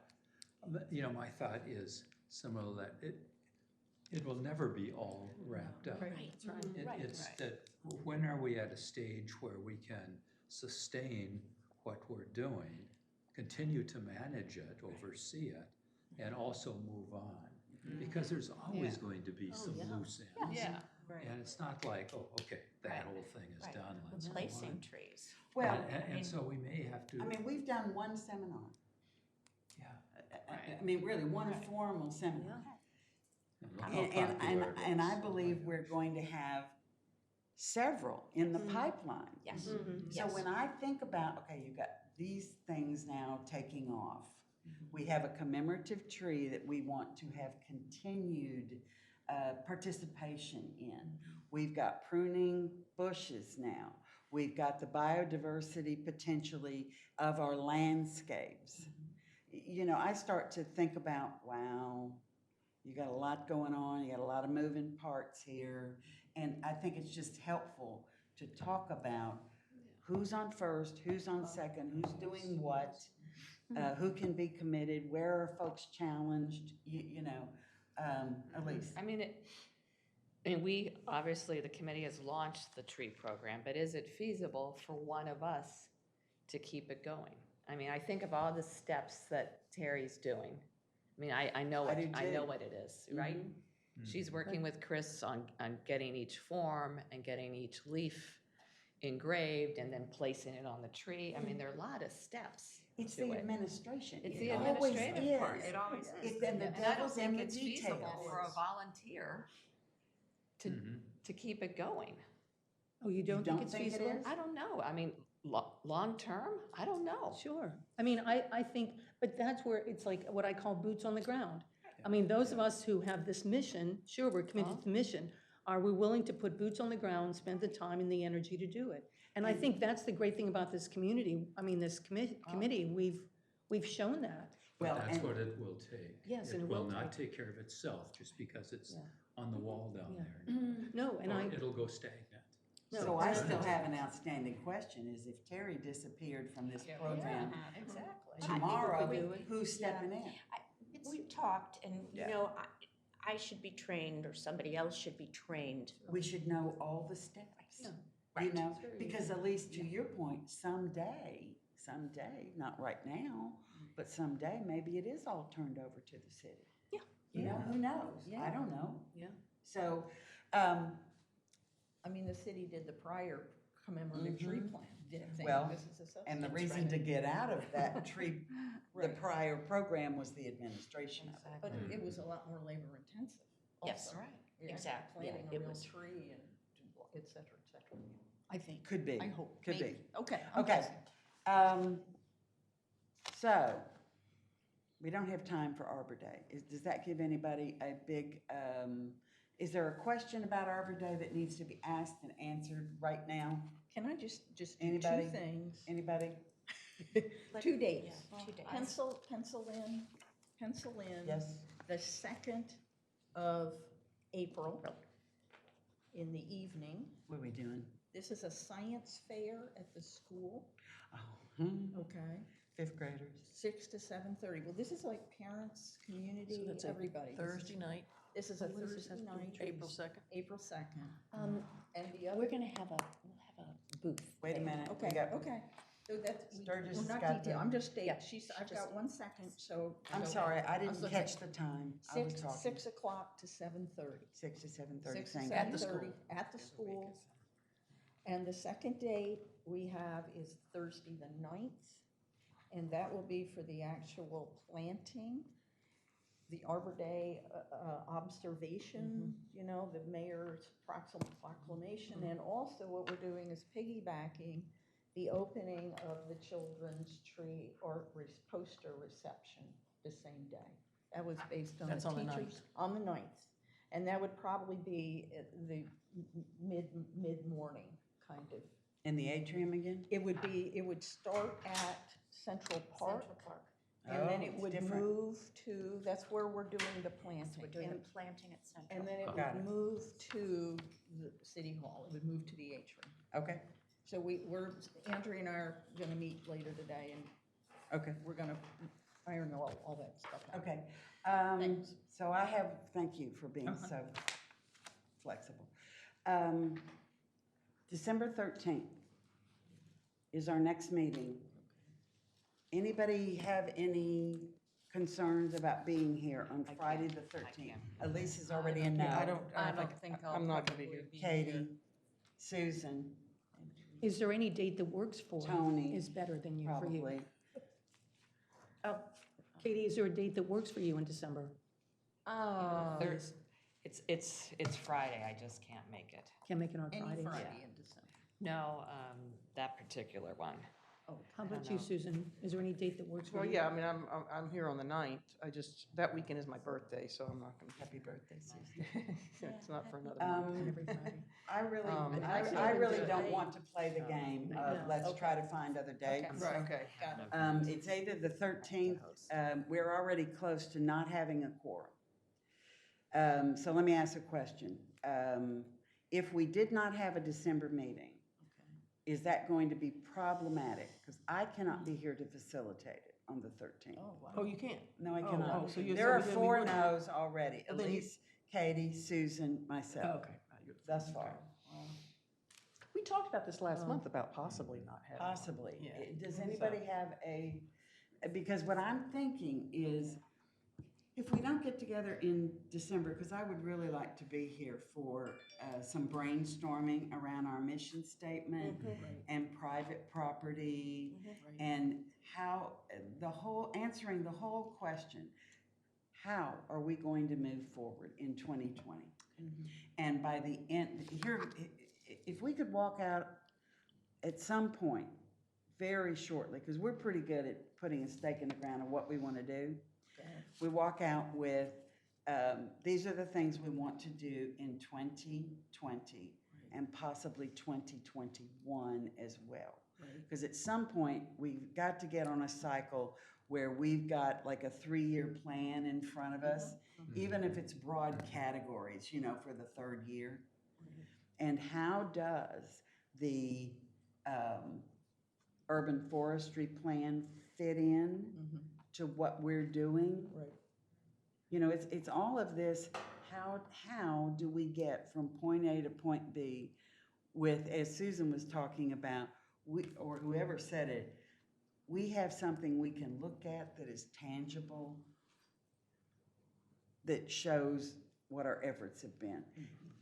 If that doesn't happen until our January meeting, is there any real concern about that I can't be there. for January? For January. Okay. I already know that I'm not available. So it would be the second, what would be the date in January? 10th. Friday the 10th. January 10th. I'll probably be able.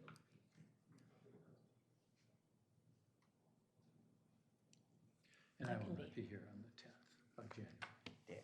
But I think you all ought to go forward. Is there some way we can share, Dick and I, some of our thoughts?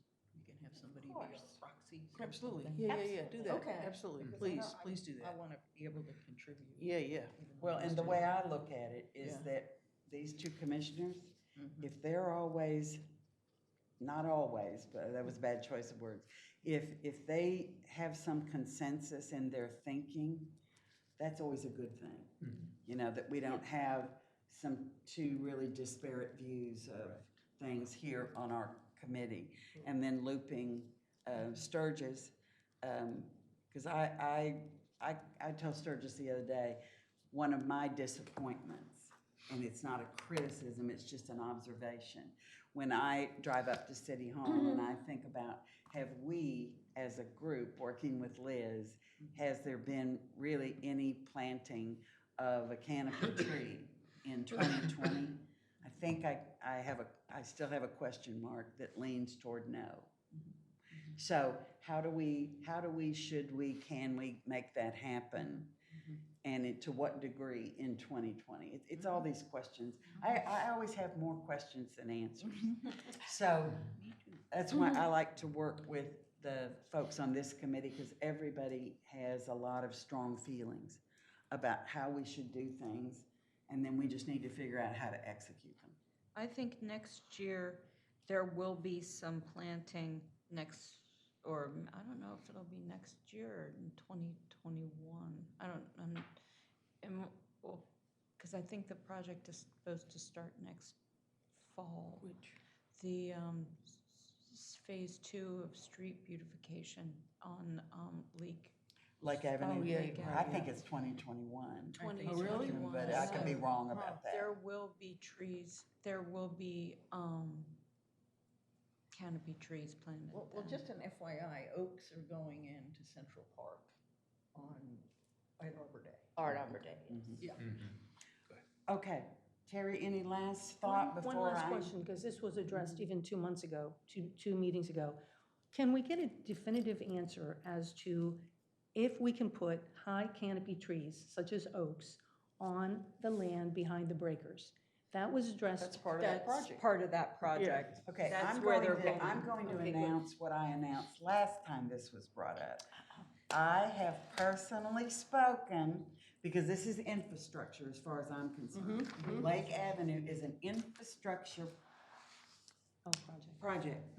So, I've already met with Liz and all that stuff about that. and I've already met with Kevin Williams, Director of Public Works, and the city manager to make sure there is no misunderstanding that Lake Avenue needs to consider and plant trees during that project, Phase 2 of Lake Avenue. No, but I'm talking about specifically the piece of land behind the breakers. That's We've what I talked about talked it. to them about. Okay.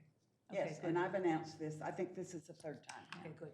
So, but you know what they say in communications, you tell people, you tell them again, and then you tell them a third time. But I never heard it, so it's Elise? good. Yeah, No, so that's do you have good. anything from Elise? I wanted to go back to Arbor Day, because I know we didn't get a chance to talk about it, but is it a definite done deal that the trees will be in Central Park? I mean, can we talk about other places? We try, yeah. Well, I was thinking about Lake Gerard. Well, That yeah, one I area think where all those Andrea- dead trees Andrea are. has talked to, I think, Liz about Lake Gerard, and let me tell you what the impetus of this was, and it was the 30 trees in the 30th year. So if you're gonna plant 30 trees, you gotta plant seedlings, okay? For some of Because- them anyway. For budget. The oaks are in addition to the larger trees. So what the seedlings are gonna be done is planted by the school children in opening areas in Central Park to reforest that, okay? That's why that was chosen. Andrea has worked real closely with Liz to find a location. And so that's the wedding of those pieces that has resulted in that location. So we're getting seedlings and oak trees. Seedlings and Okay. oaks that are larger, yes, that are gonna look more prominent. How many oaks? And, Has that been defined? Yes, she said 4, possibly 5. I Like think 2-inch probably. caliber, or what size? Let's do this, for our next Sorry. meeting, first agenda item is Yeah, gonna be sorry. Arbor Day, Yeah. all the way down to the details. Okay, all As right, let much me as get y'all that. have them, Okay. that would be really helpful, I think, for everybody. I'm not, Andrea Yes. will Okay. fill you Yes. in. Okay, for the purposes of this meeting, it is 12:03. It's a very long meeting for us. Yeah, that's Y'all are okay. terrific. Thank you, Joan, for joining us. I hope it turns out to be a worthwhile experience for you. Nice somewhere. And I'm adjourning this meeting. Thank y'all. Thanks.